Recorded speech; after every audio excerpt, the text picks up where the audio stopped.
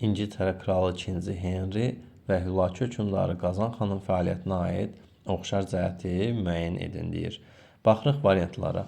Məhkəmə islahatının keçirilməsi həm 2-ci Henridə, həm də Qazan xanda var. Biri götürəcəyik. 13-cü əsrdə dövləti idarə etmələri bu tam uyğun gəlmir. Qazan xan düzdür, 13-cü əsrdə idarə edib 1295-ci ildən. Amma 2-ci Henri 12-ci əsrin ikinci yarısında daha çox olmuş bir hökmdardır.